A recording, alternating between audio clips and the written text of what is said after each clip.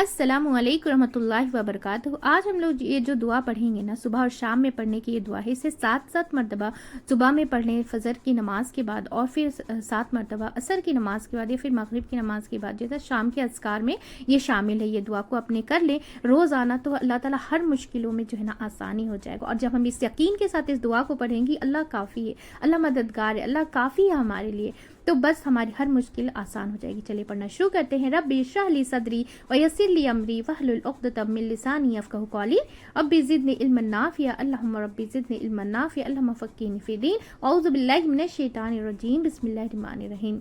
ये दुआ ये है कि हस्बी अल्लाहु ला इलाहा इल्ला हुवा अलैहि तवक्कलतु व हुवा रब्बुल अर्शिल अज़ीम। एक बार वापस इसे पढ़ेंगे। हस्बी अल्लाहु ला इलाहा इल्ला हुवा अलैहि तवक्कलतु व हुवा रब्बुल अर्शिल अज़ीम। इसका मीनिंग ये है, मेरे लिए अल्लाह काफ़ी है। इसका मीनिंग क्या है? मेरे लिए अल्लाह काफ़ी है, उसके सिवा कोई माबूद नहीं, उसी पर मैंने भरोसा किया और वो अर्शे अजीम का रब है। इसका एक बार वापस से मीनिंग पढ़ लीजिए कि मेरे लिए अल्लाह काफ़ी है, उसके सिवा कोई माबूद नहीं, उसी पर मैंने भरोसा किया और वो अर्शे अजीम का रब है।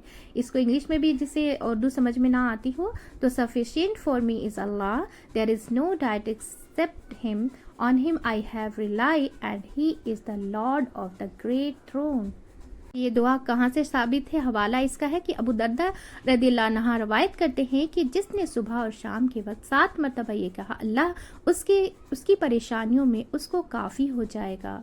तो हम जो हम मायूस हो जाते हैं ना, कोई भी परेशानी आती है, मुश्किल आती है, अल्लाह सुब्हान तआला कितना गफूर रहीम है, कितनी आसानियाँ देता है कि हम, लेकिन जब जो है ना इस्लाम के डेप्थ में नहीं जाते हैं तो हमें समझ में नहीं आता है कि हम किस तरीके से अल्लाह से जो है ना मदद मांगे। तो ये कितनी छोटी छोटी दुआएं हैं, लेकिन इसे बहुत आसानी से हम पढ़ सकते हैं ना। तो अपनी जो भी मुश्किलात है, परेशानियाँ, उसमें जब हम ये इससे पढ़ेंगे तो अल्लाह सुब्हान तआला हमारे रास्ते भी आसान करेगा और अल्लाह सुब्हान तआला की जो है ना मदद भी आएगी इंशाअल्लाह। पर हमारी नीयत खालिस अल्लाह के लिए होनी चाहिए। कोई भी काम करिए, कोई भी परेशानी आई तो बस उसमें अल्लाह का शुक्र ही अदा होना चाहिए कि ये मेरे लिए अच्छा है। तभी ये मेरे साथ बुरा हुआ तो भी ये अल्लाह सुब्हान तआला के जो है ना इल्म में जो है वो हमारे इल्म में नहीं है, इसलिए अल्लाह सुब्हान तआला के जो इल्म है वो हम नहीं जान सकते। इसलिए जो भी अल्लाह ताला, या बुरा हुआ तो भी अल्लाह का शुक्र अदा कि इससे भी बुरा हो सकता था, अल्लाह का शुक्र है। और फिर अच्छा हुआ तो अल्लाह सुब्हान तआला का दिल से एकदम जो है ना अल्लाह का अल्हम्दुलिल्लाह, सब तारीफ अल्लाह के लिए कि अच्छा हो या बुरा सब अल्लाह ही के इल्म में है, हम आलिमुल गैब है वो। इसीलिए हर परेशानी में है जो है ना इस दुआ को हमें पढ़ना चाहिए। सुबह और शाम पढ़ ले तो हर परेशानी से जो है ना